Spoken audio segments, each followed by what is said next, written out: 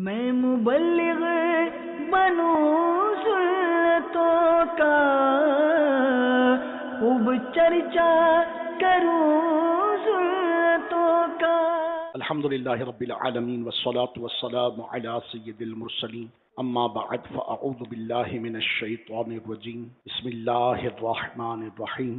الصلاة والسلام علیک یا رسول اللہ وعلى آلك وأصحابك يا حبيب الله، الصلاة والسلام عليك يا نبي الله وعلى آلك وأصحابك يا نور الله۔ ایک عورت کا بیٹا بہت گناہگار تھا، اور وہ خاتون جو تھیں اسے نیکی کی بات کہا کرتی تھیں، برائی سے منع کیا کرتی تھیں۔ ماں باپ تو آپ کو پتہ ہے کہ جن کی دینی سوچ ہو، دینی فکر ہو، آخرت کی فکر ہو، وہ اپنی اولاد کی تربیت کے لیے پریشان رہتے ہیں۔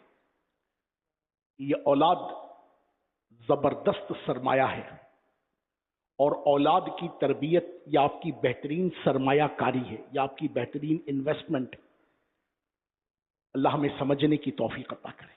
تو یہ ماں بھی اپنے بچے کو برائی سے منع کرتی رہتی تھی، نیکی کی ترغیب دیتی رہتی تھی، مگر وہ باز نہ آتا تھا۔ آخر تقدیر غالب آئی اور وہ نوجوان بغیر توبہ کیے ہی موت کے گھاٹ اتر گیا۔ بیچاری ماں کو بڑا صدمہ ہوا۔ بیٹے کی موت کے ساتھ ساتھ اسے یہ دکھ بھی کھائے جا رہا تھا کہ میرا بیٹا بغیر توبہ کیے مر گیا،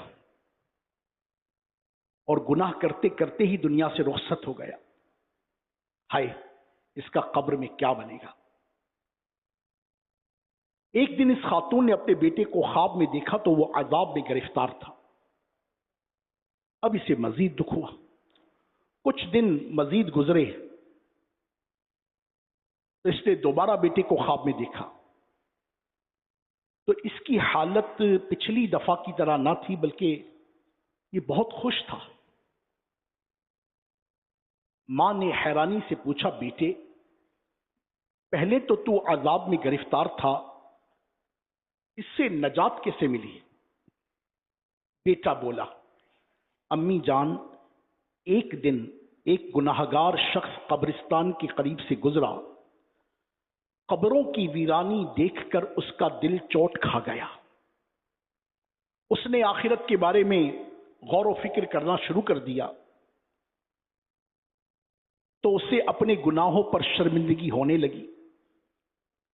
وہ اپنی خطاؤں کو یاد کر کے رونے لگا، اور اس نے سچے دل سے توبہ کی۔ اس کے بعد اس نے قرآن کریم کی کچھ آیتوں کو تلاوت کیا، اور رسول اللہ صلی اللہ علیہ وآلہ وسلم پر 20 مرتبہ درود شریف پڑھا، اور درود پاک پڑھ کر اس تمام کا ثواب قبرستان والوں کو ایصال کر دیا۔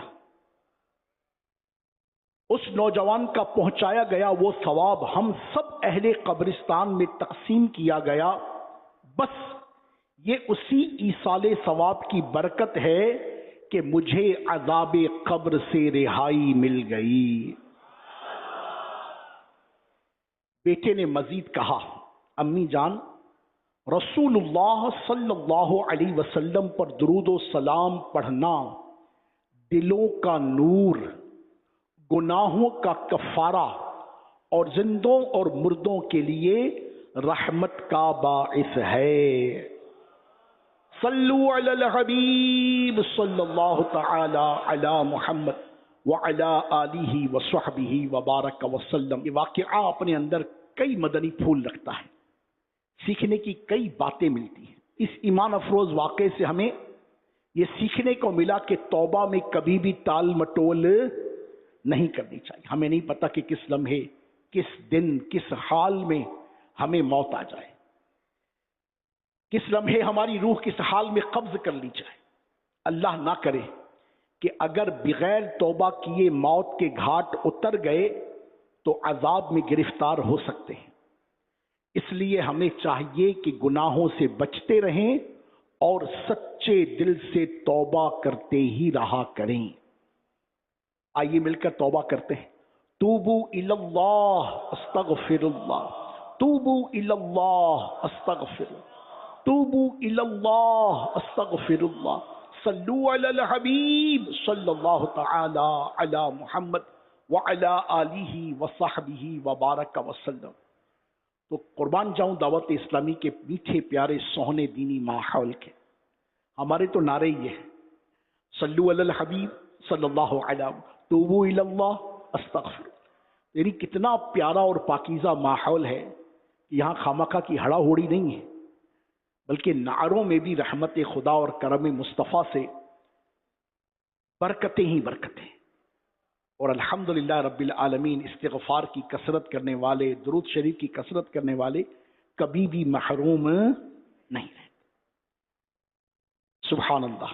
मजीद इस वाक़े से यह भी मालूम हुआ कि कब्रिस्तान जाने, कब्रों की वीरानी और सुनसान माहौल देखकर आखिरत की याद आती है।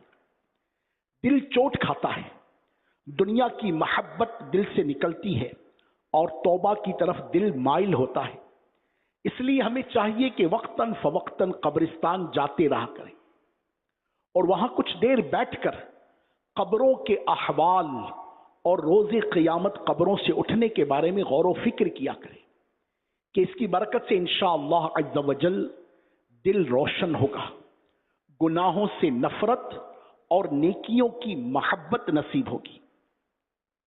इस वाक़ये से एक और बात भी ये मालूम चली कि जब भी हमारा कब्रिस्तान के पास से गुजर हो तो चाहिए कि कुछ ना कुछ तिलावत करके, दुरूद शरीफ पढ़कर, कुछ अज़कार करके अहले कब्रिस्तान को ईसाले सवाब कर दिया करें। इसकी जो बरकतें हमें मिलेंगी वो तो मिलेंगी, क्या खबर हमारे इस ईसाले सवाब की बरकत से उन अहले कब्रिस्तान को कितना फायदा पहुंचे, जैसा कि हमने इस वाक़ये में सुना। अल्लाह पाक हमें कसरत के साथ दुरूद पाक पढ़ने और इसका सवाब तमाम मुसलमानों को पहुंचाते रहने की तौफीक अता फरमाए। सल्लू अलल हबीब सल्लल्लाहु तआला अला मुहम्मद व अला आलिहि व सहबिहि व बारक वसल्लम है कि सबसे अफजल दुरूद दुरूद इब्राहिम शरीफ। सबसे अफजल दुरूद कौन सा भाई? दुरूद इब्राहिम, जो हम नमाज में पढ़ते हैं ना, अल्लाहुम्मा सल्लि अला मुहम्मदिन व अला आलि मुहम्मदिन कमा सल्लैता अला इब्राहिम व अला आलि इब्राहिम इन्नका हमीदुम मजीद। कंप्लीट दुरूद, ये सबसे अफजल दुरूद है। अल्लाह तौफीक दे तो रोजाना 313 दफा इसको पढ़ने की आदत बना, तो फिर तो कमाल ही हो जाए ना, माशाअल्लाह। वरना कम अज कम दुरूद पाक का जो सबसे नन्ना मुन्ना सीगा है, सल्लल्लाहु अला मुहम्मद, अब कितना नन्ना सा वजीफा है। हाँ, सल्लल्लाहु अला मुहम्मद पढ़िए, सल्लल्लाहु अला मुहम्मद, सल्लल्लाहु अला मुहम्मद। और तीसरा वजीफा वो है 70 टाइम, 70 दफा डेली इस्तिग़फ़ार करना, अस्तग़फ़िरुल्लाह अल अज़ीम व अतूबु इलैह, ये पढ़ ले सुभान अल्लाह। वरना कम अज कम अस्तग़फ़िरुल्लाह अस्तग़फ़िरुल्लाह अस्तग़फ़िरुल्लाह, ये 70 मरतबा जरूर पढ़े। सिर्फ जबान की नोक से पढ़ना अल्हम्दुलिल्लाह सवाब का बाइस है, मगर थोड़ा सा मानी पर तवज्जो करेंगे ना कि मैं अल्लाह के हुजूर इस्तिग़फ़ार करता हूँ, अल्लाह के हुजूर रुजू लाता हूँ, अल्लाह से अपने किए हुए कामों पर शर्मिंदा हूँ, इस तरह से इंशाअल्लाह अज़्ज़ व जल अगर हम ये इस्तिग़फ़ार पढ़ना शुरू करें तो यकीन मानिए जो बरकतें मिलेंगी ना, सुभान अल्लाह सुभान अल्लाह। इस मौके पर मौलाए कायनात का एक फरमान है जो इमाम गज़ाली अलैहि रहमतुल्लाहि अलवाली ने इहया उल उलूम शरीफ में लिखा है। आप फरमाते हैं लोगों को क्या हो गया है कि इनके पास नजात का नुस्खा है फिर भी हलाक हो जाते हैं। बड़ा प्यारा है, नजात का नुस्खा है फिर भी हलाक हो जाते हैं। भाई मिसाल दे रहा हूँ आपकी, इसको समझने के लिए मिसाल दे रहा हूँ कि एक शख्स के पास पानी है, एक शख्स के पास क्या है? पानी है, मगर आपको पता चले कि वो प्यास से मर गया, तो आप क्या बोलेंगे? क्या पानी नहीं था क्या? बोले नहीं, पानी तो था, प्यास से मर गया। एक शख्स के पास खाना है, वो भूख से मर गया। एक शख्स के पास साया है, वो धूप से मर गया, गर्मी से मर गया, तो क्या बोलेंगे आप? अरे बेवकूफी है। तो मौला फरमाते लोगों को क्या हो गया है कि इनके पास नजात का नुस्खा है, ये फिर भी हलाक हो जाते हैं। लोगों ने अर्ज किया सैयदी वो नजात का नुस्खा क्या है? इरशाद फरमाया क्यों नहीं कहते अस्तगफिरुल्लाह? क्या क्यों नहीं कहते अस्तगफिरुल्लाह? कि यह अस्तगफिरुल्लाह कहना اللہ تبارک و تعالیٰ کی جناب میں اس قدر پسندیدہ ہے کہ اللہ پاک جل وعلا تیرے اگلے پچھلے سب گناہوں کو معاف فرما دے گا، اگرچہ وہ سمندر کے جھاگ کے برابر ہوں۔ قربان نہ جاؤں اپنے رب کی رحمت کی۔ سبحان اللہ، تیری رحمتوں سے کم ہے میرے جرم اس سے زائد، نہ مجھے حساب آئے نہ مجھے شمارا۔ خدا کی قسم ہم اپنے رب کی طرف رجوع تو کریں، دیکھیے کیسی کرم نوازی۔ نیت کرتے ہیں انشاءاللہ۔ اور درود پاک کی ترغیب میں مجھے بڑا پیارا شعر لگتا ہے، میرا دل چاہتا ہے میں بار بار پڑھوں، آپ کو بھی سناتا ہوں، آپ بھی پڑھیں، ٹھیک ہے؟ مولانا جمیل الرحمان قادری صاحب رحمت اللہ علیہ آپ کیا فرماتے ہیں؟ آپ فرماتے ہیں دولت جو چاہو دونوں جہاں کی، دولت جو چاہو دونوں جہاں کی۔ مہنگائی بہت زیادہ ہے، گزارا نہیں ہوتا، پریشان بہت زیادہ ہوں، روزی نہیں لگتی، سبھی پریشان رہتے، محنت بھی کرنی ہے، مشقت بھی کرنی ہے، مولا پر توکل بھی کرنا ہے، اس کی ذات پر بھروسہ بھی کرنا ہے، اور زبان سے محبوب پر درود بھی پڑھنا ہے۔ وہ بڑی پیاری بات ہے، پنجابی کا ایک قول ہے، اللہ کرے میں سمجھانے میں کامیاب ہو جاؤں، جو پنجابی اسلامی بھائی وہ تو بڑا مزہ لیں گے اس کا۔ وہ کہتے ہیں ہتھ کارول، ہتھ میرے کارول، دل میرا یارول، کہ ہاتھ میرے کاموں میں ہوں اور دل میرا مولا کی طرف۔ تو اللہ تبارک و تعالی رحمت کی نظر کرے، اس کا مطلب ہرگز یہ نہیں کہ ہم نے محنت چھوڑ دینی ہے، کوشش چھوڑ دی، نہیں، محنت کرنی ہے، مشقت کرنی ہے، اور جو اس کے تقاضے ہیں پورے کرنے، وہ جاب کے تقاضے یا بزنس کے تقاضے سب پورے کرنے، مگر بھروسہ کس پر کرنا ہے؟ اللہ پر، اللہ وحدہ لا شریک پر بھروسہ کریں۔ آپ کی زبان پر ذکر خدا اور ذکر مصطفیٰ ہو، انشاءاللہ عز و جل دیکھو اللہ تبارک و تعالیٰ کیسا کرم فرماتا ہے۔ دولت جو چاہو دونوں جہاں کی، دولت جو چاہو دونوں جہاں کی۔ کون کون نہیں چاہتا بھائی؟ سبھی چاہتے، صبح سے لے کر شام تک، شام سے لے کر صبح تک یہی کام ہے۔ تو کیا کریں؟ دولت جو چاہو دونوں جہاں کی، دولت جو چاہو دونوں جہاں کی، کر لو وظیفہ نام محمد، کر لو وظیفہ نام محمد، آنکھوں کا تارا نام محمد، دل کا اجالا۔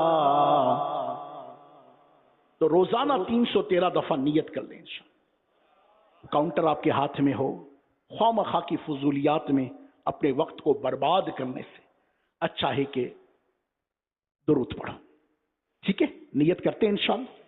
منیمم 313 ٹائم پڑھیں، اور 313 ٹائم تو 12-15 منٹ میں ہو جاتا ہے، مگر جو عشاق ہوتے ہیں وہ سچی بات تو یہ ہے کہ ان کا وظیفہ ہی ہوتا ہے کہ وہ محبوب پر درود ہی پڑھتے، کیا صبح کیا شام کیا دن کیا رات۔ ایسے بھی عاشقان رسول ہے نا ماشاءاللہ عز و جل، کہ میں سو جاؤں یا مصطفیٰ کہتے کہتے، میں سو جاؤں یا مصطفیٰ کہتے کہتے، کھلے آنکھ صلی علی کہتے کہتے۔ تو جو مصطفیٰ کہتا کہتا سوتا ہے، جس کی آنکھ صلی اللہ کہتے کہتے سوتی ہے، آپ یقین مانیے ایسے عاشقان رسول نیند میں بھی مدینہ مدینہ کر رہے ہیں۔ ان کو خود نہیں پتا ہوتا، ان کی سوچیں بھی پاکیزہ ہوتی ہیں، ان کے خواب بھی پاکیزہ ہوتے ہیں، ان کے خیال بھی پاکیزہ ہوتے ہیں۔ تو میٹھے مدینے کی یادوں میں گم رہیے، مدینے والے مصطفیٰ کی یادوں میں گم رہیے، مدینے والے مصطفیٰ کے رب کے ذکر میں گم رہیے۔ دیکھیے اللہ تبارک و تعالیٰ آپ کو گمنے نہیں دے گا، آپ کو گمراہ نہ کرے گا، آپ کو پریشان نہ رکھے گا۔ اور یقین مانیے دیکھیے مولا کیسی مشکلیں آسان کرتا ہے، کیسی حاجتیں پوری کرتا ہے، کیسے غم غلط کرتا ہے، کیسے بند گلی سے مولا راستے دکھاتا ہے، کیسے آپ کی ڈائریکشن سیٹ کرتا ہے، کیسے دنیا اور آخرت کی خیر و بھلائی ہم سب کا مقدر کرتا ہے۔ تو نیت کرتے ہیں انشاءاللہ، جن جن کی نیت بنے وہ کہیں انشاءاللہ۔ صلو علی الحبیب صلی اللہ علی محمد وعلی آلہ وصحبہ وبارک وسلم. بخاری شریف میں ہے کہ سیدنا عبداللہ ابن عباس رضی اللہ تعالی عنہ آپ فرماتے ہیں ایک مرتبہ دکھیا دلوں کے چین رحمت کونین سردار دارین نانائے حسنین صلی اللہ علیہ وسلم دو قبروں کے پاس سے گزرے. آپ صلی اللہ علیہ وسلم نے انہیں دیکھ کر فرمایا ان دونوں قبروں کو عذاب ہو رہا ہے، اور عذاب بھی کسی بڑے جرم کی وجہ سے نہیں ہو رہا. یعنی یہ جس گناہ میں مبتلا تھے وہ ایسے نہیں تھے کہ جن سے بچنا کوئی بہت دشوار ہو. وہ کون سے جرم تھے جن کی پاداش میں انہیں قبر میں عذاب ہو رہا تھا؟ آپ کی خاص توجہ چاہوں گا. آقا نے فرمایا ان میں سے ایک پیشاب کے چھینٹوں سے نہیں بچتا تھا. کیا نہیں کرتا تھا؟ پیشاب کے چھینٹوں سے نہیں بچتا تھا. اور دوسرا چغلی کھاتا تھا. کیا کھاتا تھا جناب؟ چغلی کھاتا. پھر سید دو عالم نور مجسم رحمت عالم صلی اللہ علیہ وسلم نے ایک تر ٹہنی لی، یعنی درخت سے آپ علیہ الصلوۃ والسلام نے ایک شاخ کو جدا فرمایا اور وہ تازہ جو ٹہنی تھی، تازہ جو شاخ تھی، اسے دو ٹکڑے کیا، ایک حصہ ایک قبر پر اور دوسرا حصہ دوسری قبر پر آپ نے گاڑ دیا. صحابہ کرام علیہم رضوان نے اس کی حکمت پوچھی تو فرمایا امید ہے کہ جب تک کہ یہ ٹہنیاں نہیں سوکھیں گی ان مردوں کے عذاب میں کمی رہے گی. آقا کریم رؤوف رحیم علیہ تحیت و ثنا و تسلیم نے ان کے تعلق سے خبر بھی دی اور پھر ایک طریقہ بھی ارشاد فرمایا کہ جب تک یہ شاخیں تر رہیں گی، جب تک یہ تازہ رہیں گی، اللہ کی رحمت سے امید ہے کہ ان پر عذاب نہیں ہوگا. میٹھے اسلامی بھائیوں، اس حدیث پاک سے کئی سبق ملتے ہیں. آئیے ان چند سبق کی طرف آپ کی توجہ دلاؤں. سب سے پہلی اس حدیث پاک سے جو ہمیں ترکیب ملی کہ اس حدیث پاک کی روشنی میں نگاہ مصطفیٰ صلی اللہ علیہ وسلم کا کمال دیکھیں کہ یہاں یہ نہ سمجھیے کہ قبر پر چند من مٹی ہے.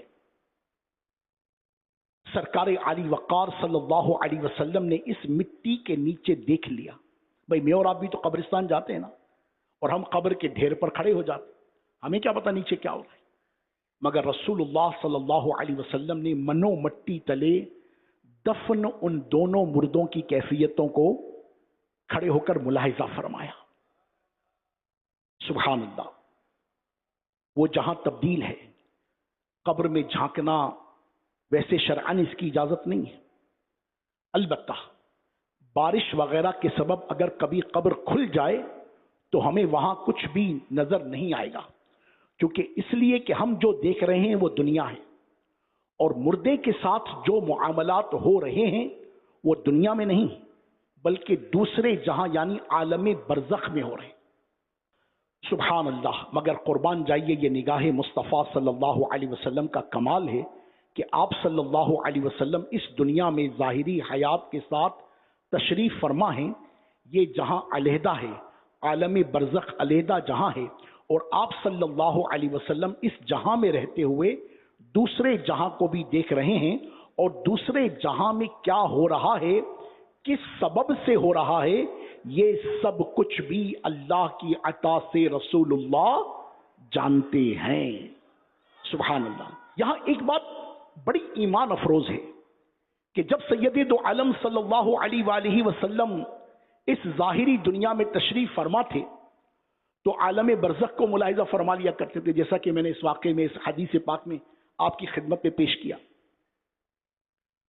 اور اب آقا علیہ الصلوۃ والسلام بظاہر دنیا میں تشریف فرما نہیں، بظاہر یوں تو رسول اللہ علیہ الصلوۃ والسلام الحمدللہ ہمارا عقیدہ ہے کہ حیات ہیں اللہ کی رحمت سے، مگر بظاہر جسمانی اعتبار سے سید دو عالم علیہ الصلوۃ والسلام ہمارے درمیان تو موجود نہیں. اس پر علماء کیا فرماتے ہیں؟ آپ فرماتے ہیں یہاں ایک بات بڑی ایمان افروز ہے کہ جب پیارے آقا صلی اللہ علیہ وسلم اس ظاہری دنیا میں تشریف فرما تھے تو عالم برزخ کو دیکھ لیا کرتے تھے. تو غور فرمائیے کہ اب ہم ظاہری دنیا میں ہیں اور سید تو عالم صلی اللہ علیہ وسلم عالم برزخ میں تشریف فرما ہے. اگر آپ اس دنیا میں رہ کر عالم برزخ کو دیکھ سکتے ہیں تو عالم برزخ میں رہ کر ہم غلاموں کو کیوں نہ دیکھیں گے؟ یقیناً ہمارے پیارے آقا و مولا ملجا و مأوا ہادی و مہدی صلی اللہ علیہ وآلہ وسلم کی شانیں ہر لمحہ بڑھ رہی ہیں. آپ جیسے دنیا میں رہ کر برزخ کو ملاحظہ فرماتے تھے، دیکھتے تھے، ایسے ہی عالم برزخ میں رہ کر ہم غلاموں کو بھی دیکھ رہے ہیں. کیا بات ہے مدینے کی. غور کیجئے کہ رسول اللہ علیہ الصلوۃ والسلام کی نگاہ کرم ہم پر ہے اور ہم حضور کے امتی، ہم حضور کے غلام، ہم حضور کا کلمہ پڑھنے والے حضور سید دو عالم صلی اللہ علیہ وسلم کی کتنی بات مانتے ہیں، ان کی کتنی اطاعت کرتے ہیں، ان کی کتنی فرما برداری کرتے ہیں، ان کی سنتوں پر کتنا چلتے ہیں، ان کی شریعت کو کتنا ویلیو دیتے ہیں. یہ سب سوچنے کی باتیں ہیں. اللہ اللہ. ایک اور بات جو سیکھنے کو ملی وہ یہ ہے کہ چغلی اور پیشاب کے چھینٹوں سے نہ بچنا بہت ہی خطرناک گناہ ہے. اور آج ایک نوجوانوں کی بہت بڑی تعداد ہے اور بالعموم مردوں کی ایک بہت بڑی تعداد ہے. آپ نے دیکھا ہوگا کہ بالخصوص ہمارے وطن میں تو پبلک ٹوائلٹ کا مزاج ہی بڑا عجیب و غریب ہے. خود پبلک ٹوائلٹس، ان کی صفائی ستھرائی کا انداز کتنا ہے. وہ جو پبلک ٹوائلٹ ہوتے ہیں، پبلک واش رومز ہوتے ہیں مارکیٹوں میں، مسجدوں میں اور بھی کہیں، ان کے اندر صفائی ستھرائی کا نظام کیسا ہے. کئی جگہوں پر تو اس غسل خانے کو غسل دینے کی حاجت ہوتی ہے، اس طہارت گاہ کو طہارت دینے کی حاجت ہوتی ہے، اس واش روم کو کتنا واش کرنے کی حاجت ہوتی ہے آپ جانتے ہیں. پھر دوسرا، ہمارا چونکہ مزاج میں حساسیت کا پہلو نہ ہونے کے برابر ہے، ہم ان واش رومز کو استعمال کرتے ہوئے کتنا محتاط ترکیب بناتے ہیں.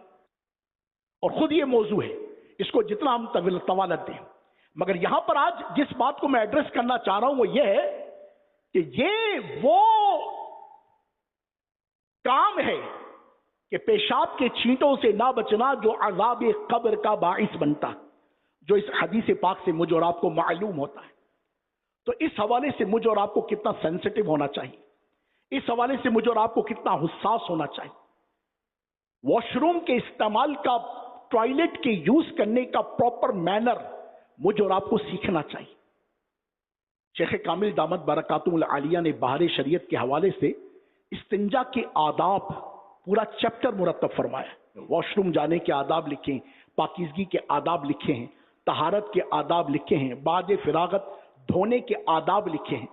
خدا کے واسطے اسے پڑھ لیجئے اور پھر باہر نکلنے سے پہلے ایک دفعہ جائزہ تو لیجئے. اور عمومی طور پر میں شکوہ کرنا پڑتا ہے کہ نمازیوں کی بھی ایک تعداد ہے جو مسجد کے واش رومز یوز کرتی ہے مگر اپنے بعد آنے والے کے لیے کس قدر تکلیف کا باعث بنتی ہے. اللہ اکبر کبیر. بھائی ذرا آپ نے واش روم کو استعمال کریے، ذرا ٹھہر تو جائیے، ذرا پیچھے مڑ کر دیکھیے تو صحیح کہ آپ نے جو کارنامہ سر انجام دیا ہے اس کی وجہ سے پیچھے آنے والے کو کتنی تکلیف ہوگی، کتنی دقت ہوگی، اسے کتنی کراہیت آئے گی. 2 لوٹے اگر بہا دیں گے تو آپ کا کیا جائے گا، آنے والے کو تکلیف سے بچ جائیں گے. پھر بالخصوص یہ جہاں چکنے فرش ہوتے ہیں ان کی حالت. پبلک ٹوائلٹ کے متعلق میں بہت زیادہ جسے کہتے ہیں میں اس منچ سے عرض کر رہا ہوں، خدا کے واسطے ہم سبھی تو ہیں بھائی، انسانوں کا ہی تو معاشرہ ہے اور ہم سب نے ہی تو ترکیبیں بنانی ہیں. تو جیسے اپنے گھروں کے واش روم کو رکھتے ہیں، کیا پبلک واش روم نہیں رکھیں گے؟ ایسے مارکیٹوں کے واش روم نہیں ہونے چاہیے، ایسے مسجدوں کے واش روم نہیں ہونے چاہیے. مسجد کی انتظامیہ کو جو کردار ادا کرنا چاہیے وہ کرنا چاہیے، مسجد کی جو مجلس ہے اسے جو کردار ادا کرنا چاہیے وہ کرنا چاہیے، اس کے لیے جو مینجمنٹ والوں کو کرنا چاہیے وہ خوب کرنا چاہیے، جو اس معاملے میں کمزور ہے اسے اپنی اصلاح کرنی چاہیے. مگر بینگ اے انڈیویجول میری بھی تو کوئی رسپانسبلٹی بنتی ہی نہیں بنتی یار. میں بھی تو واش روم میں جا رہا ہوں، میں بھی تو یوز کر رہا ہوں، تو مجھے کیا کرنا چاہیے.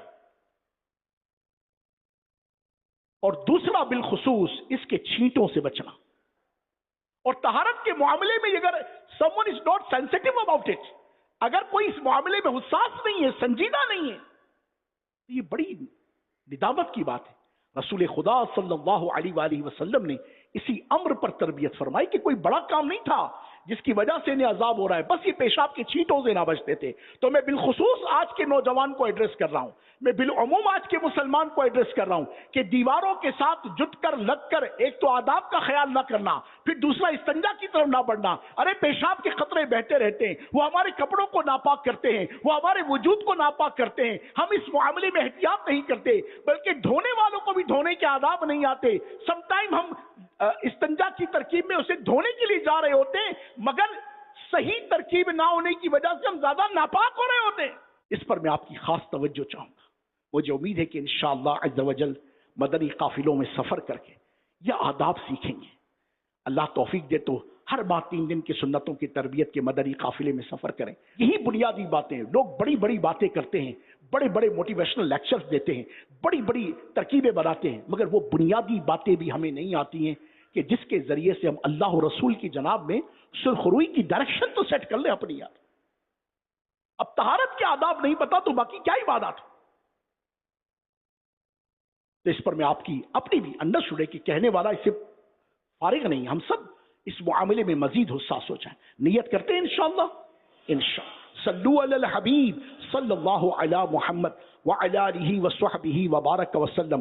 دوسری بات، پتہ چلا کہ چغلی اور پیشاب کے چھینٹوں سے نہ بچنا ایسے گناہ نہیں کہ جن سے بچنا بہت دشوار ہے، مگر افسوس آج کل کے حالات بہت الٹ ہیں۔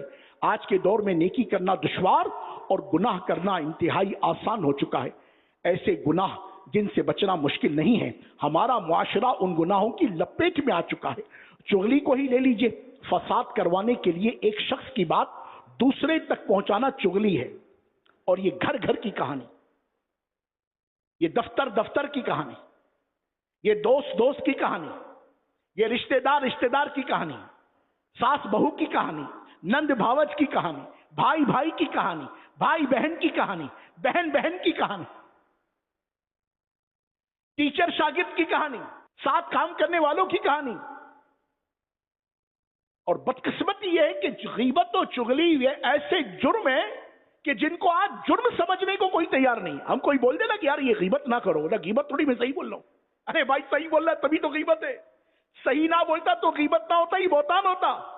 کسی کے پیٹھ پیچھے ایسی بات کرنا جو اس کے سامنے کہیں جائے تو اس کی دل آزاری کا سبب بنے اور اس میں ہو، جیسے مثال کے طور پر میرا وزن زیادہ ہے، آپ میرے پیٹھ پیچھے کہیں گے کہ موٹا، میرا دل ٹوٹے گا نہیں ٹوٹے گا؟ یہی تو غیبت۔ اچھا میرے سامنے کہیں گے تو کیا ہوگا؟ دل آزاری، یہ رونا۔ ہم سب کو اس بات کو سمجھنا چاہیے کہ بہت سارے امور وہ ہیں کہ جو انتہا مشکل نہیں ہیں، زیادہ مشکل نہیں ہیں، اس کی صرف انڈرسٹینڈنگ لیول، اس کو صرف سمجھنے کی ترکیب ہے۔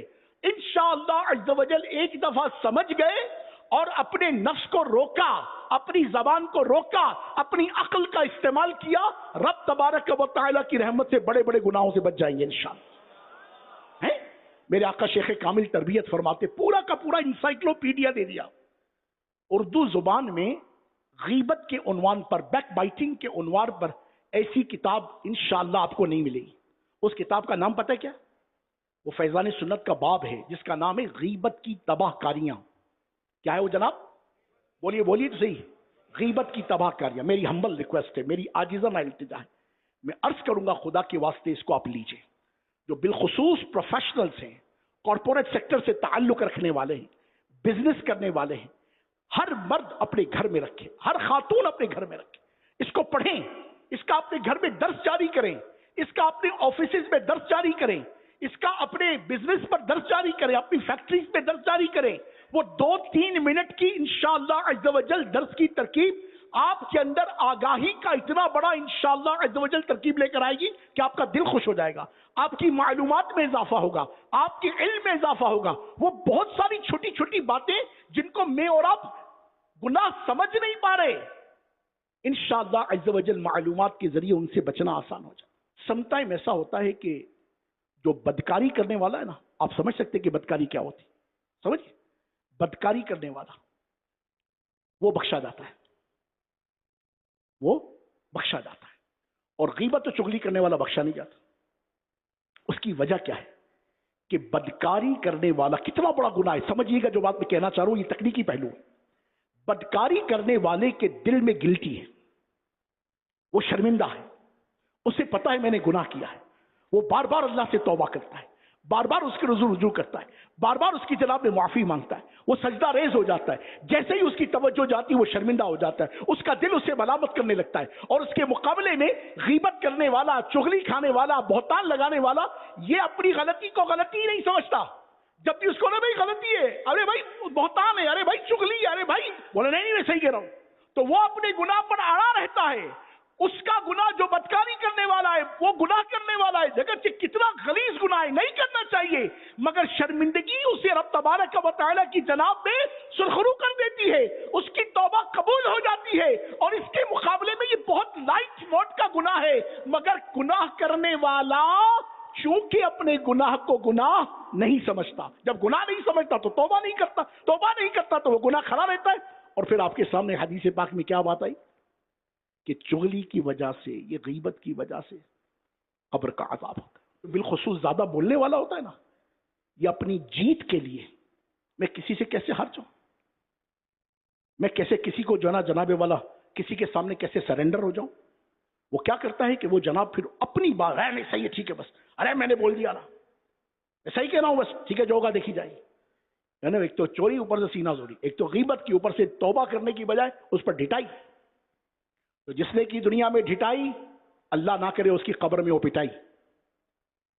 ہاں تو آج ہی مولا کے حضور حاصل کر لو رسائی، اور معاملات کو کر لو اپنی صفائی، سمجھ گئے میری بات؟ تو توبہ کر لیں، توبوا الی اللہ، توبوا الی اللہ، توبوا الی اللہ، صلو علی الحبیب صلی اللہ تعالی۔ ایک نسخہ آپ کو پیش کرتا ہوں، ایک چھوٹی سی ٹپ پیش کرتا ہوں۔ اول تو خود انسان کو غور کر، میرے آقا شیخ کامل نے قدیم فیضان سنت میں ایک شعر لکھا تھا، تاریخی شعر ہے، آپ فرماتے ہیں کہ غور کر تیرا محاسب تجھ سے بڑھ کر کون ہے، آدمی کا محاسبہ کرنے والا اس کی ذات سے بڑھ کر کوئی نہیں ہوتا، آدمی کی اکاؤنٹیبلٹی کرنے والا اس کی ذات سے بڑھ کر کوئی نہیں ہوتا، چونکہ اس کو خود پتا ہوتا ہے کہ میں نے کیا کارنامے کیے ہوئے، دنیا کو کیا پتا، آپ تو میرے ہاتھ چومیں گے، ترکیب بنائیں گے، بڑی نسبت ہے، رکن شورا ہیں، یہ ہیں، مگر میرا دل جانتا ہے کہ میں کیا ہوں، اور اللہ پیارے نبی کے صدقے میرے عیبوں کو چھپائے رکھے۔ آپ فرماتے غور کر تیرا محاسب تجھ سے بڑھ کر کون ہے، کیا یہ ممکن ہے کہ ادنا بات بھی تجھ سے چھپائے؟ تو پہلی بات تو یہ کہ انسان کو خود رجوع کرنا چاہیے، پہلی بات ہی رائٹ۔ واقعی توجہ نہیں ہو پاتی، سم ٹائم واقعی انسان کلام کرتے ہوئے، زور بیان کرتے ہوئے، اپنی بات کو ثابت کرنے کے لیے بول دیتا ہے، اب اس موقع پر کوئی توجہ دلائے نا تو خدا کے واسطے یہ کہنے کی بجائے میں نے صحیح کہا تھا، میں کب غلط بول رہا ہوں، میں غلط نہیں ہوں، میں ٹھیک ہوں، جب کوئی بولے نا ارے ایسا نہ کر، خدا کے واسطے توبہ کر، تجھے غیبت کر، اللہ کے حضور بغیر کسی کنڈیشن کے توبہ کر لیا، کیا اللہ کے حضور بغیر کسی کنڈیشن کے، میں نے یہ نہیں کیا، میں نے وہ نہیں کیا، میں صحیح کہہ رہا ہوں، میں صحیح کر رہا ہوں، نہیں مجھے پتا ہے، ارے تم کو کیا پتا، تمہیں نہیں پتا اس کا ماضی کیا تھا، ارے بھائی چھوڑ دینا یار، کوئی یہ کہہ رہا ہے اسے اللہ سے توبہ کر لے، تو اللہ سے توبہ کرنا یہ نیکی ہے یا گناہ؟ بولو بولو بولو، یہ نیکی ہے، تو کوئی نیکی کی ترغیب دے رہا ہے تو کائے کو خاموش ہے؟ کوئی بول دے میرے بھائی ایسا نہ کر، توبہ کر، تو فوراً کہے استغفر اللہ، کریں گے ایسا؟ ارے کر لو، خدا کی قسم، ابھی میں نے مولا کائنات کا فرمان سنایا ہے، مولا علی نے کیا فرمایا، لوگوں کے پاس نجات کا نسخہ ہے پھر بھی ہلاک ہو جاتے ہیں، تو وہ نجات کا نسخہ کیا ہے؟ استغفار ہے۔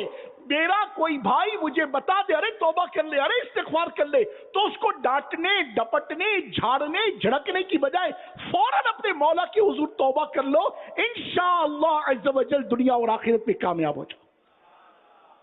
نیت کرتے ہیں انشاءاللہ؟ صلو علی الحبیب صلی اللہ علی محمد۔ توجہ دلائی جا رہی کہ چغلی کو ہی لے لیجئے، فساد کروانے کے لیے ایک شخص کی بات دوسرے تک پہنچانا یہ چغلی کہلاتا ہے۔ چغلی ناجائز و حرام اور جہنم میں لے جانے والا کام ہے، مگر افسوس ہماری حالت ایسی ہے کہ بس دو شخص کہیں بیٹھ جائیں، غیبت چغلی، گھروں میں غیبتیں چغلیاں، بازار میں، دکانداروں میں، آپس میں ایک دوسرے کے ساتھ غیبتیں چغلیاں، افسران میں غیبتیں چغلیاں، دوستوں کی بیٹھک غیبتیں چغلیاں، غرض کے ان گناہوں کی اتنی کثرت ہے کہ بس اللہ کی پناہ۔ آج کل اس سے بچنا بہت دشوار ہے. سوچ کر بولنے کی تو گویا عادت ہی نہیں ہے. لہذا اچھے خاصے پڑھے لکھے بھی گفتگو میں بے احتیاطیاں کرتے ہیں. غیبت ہو رہی ہوتی ہے، چغلی ہو رہی ہوتی ہے، جھوٹ بول رہے ہوتے ہیں، مگر اندازہ تک نہیں ہوتا کہ میں نے ابھی جو بولا یہ کتنا سنگین جرم ہے. بس زبان چل رہی ہے اور گناہ پر گناہ ہوئے چلے جا رہے ہیں. اسی طرح پیشاب کے چھینٹوں سے نہ بچنے کا معاملہ ہے. اللہ تعالیٰ پیارے نبی صلی اللہ علیہ وسلم کے صدقے مجھ اور آپ کو ان دونوں آفتوں سے بچنے کی توفیق عطا فرمائے. سیدنا قتادہ رضی اللہ عنہ فرماتے ہیں کہ ہمیں بتایا گیا کہ عذاب قبر کو 3 حصوں میں تقسیم کیا گیا ہے. ایک غیبت، ٹھیک ہے. دوسری وجہ کیا ہے؟ چغلی. اور تیسری وجہ میں نے ابھی جو آپ کو بتائی وہ کیا ہے؟ وہ تیسری وجہ پیشاب کے چھینٹوں سے خود کو نہ بچانا ہے. اللہ ہمیں ان تینوں بلکہ ہر طرح کے گناہ سے بچنے کی توفیق عطا فرمائے. نبی برحق صلی اللہ علیہ وسلم کا ایک انداز، چونکہ دامن وقت میں گنجائش نہ رہی تو بس میں توجہ یہ دلانا چاہ رہا ہوں کہ رسول خدا احمد مجتبیٰ جناب محمد مصطفیٰ صلی اللہ علیہ وآلہ وسلم نے جو ان قبر والوں کے ساتھ رحم کا سلوک فرمایا، کیونکہ آپ رحمت للعالمین ہیں تو ہم بھی رحمت للعالمین صلی اللہ علیہ وسلم کے امتی ہیں. ہمیں بھی چاہیے کہ ہم اپنے عزیزوں، اقربا، دوست، احباب، یار، رشتہ دار، اہل قبرستان، مومنوں کے لیے کچھ نہ کچھ ایسی ترکیبیں کرتے رہیں کہ جن سے ان کو ثواب پہنچتا رہے. ایصال ثواب کی ترکیبیں بناتے رہیں کہ ہمیں بھی ادائے مصطفیٰ صلی اللہ علیہ وسلم کو اپنانا چاہیے. اس دنیا میں تو ہم ایک دوسرے پر رحم کھا ہی لیتے ہیں. کوئی بھوکا نظر آ جائے تو ہمیں اس پر رحم آ ہی جاتا ہے. پیاسوں کو پانی پلا ہی دیا جاتا ہے. کسی دکھیارے کو دیکھ کر اس کا دکھ دور نہ کر سکے تو کم از کم تسلی بھرے چند جملے ہی بول دیتے ہیں. یہ بھی بہت اچھی بات ہے. مگر یاد رکھیے ہمارے وہ دوست، رشتہ دار، جاننے والے، ہمارے سارے مسلمان بھائی جو اس دنیا سے چلے گئے ہیں، قبر میں اتر گئے ہیں، وہ بھی ہماری رحم دلی کے زیادہ حقدار ہیں. جو دنیا سے چلے گئے ان پر بھی ہمیں کیا کرنا ہے؟ رحم کرنا ہے. علامہ اسماعیل حقی رحمۃ اللہ علیہ فرماتے ہیں فوت شدگان یعنی دنیا سے چلے گئے، بالخصوص مرحوم والدین اور اساتذہ کے حق میں رحم دل ہونا مسلمانوں پر لازم اور ضروری ہے. فوت شدگان والدین اور اساتذہ کے حق میں رحم دل ہونا یہ کیا ہے؟ مسلمانوں کے لیے لازم اور ضروری ہے. اے عاشقان رسول، یہ ضروری نہیں کہ جو قبر میں اترے وہ سب گناہگار ہی ہوں. البتہ بہت سارے نیکوکار و پرہیزگار بھی ہوتے ہیں، بلکہ لاکھوں اولیاء اکرام بھی تو مزارات میں آرام فرما ہیں. بہرحال مقصد صرف اتنا ہے کہ ہمارے دل میں ان فوت شدگان کے لیے نرم گوشہ ہونا چاہیے. ہمارے دل میں یہ لگن ہونی چاہیے کہ جو مسلمان دنیا سے جا چکے ہیں ہم نے انہیں بھولنا نہیں ہے. یاد رکھنا، اولیاء کاملین اور نیک لوگوں کو یاد رکھیں گے تو ان کا فیض ہمیں نصیب ہوگا، اور عام مسلمانوں کو یاد رکھیں گے، ان کے لیے دل میں نرم گوشہ رکھیں گے تو ہمیں بھی اس کی برکتیں نصیب ہوں گی اور ان کا بھی بھلا ہوگا.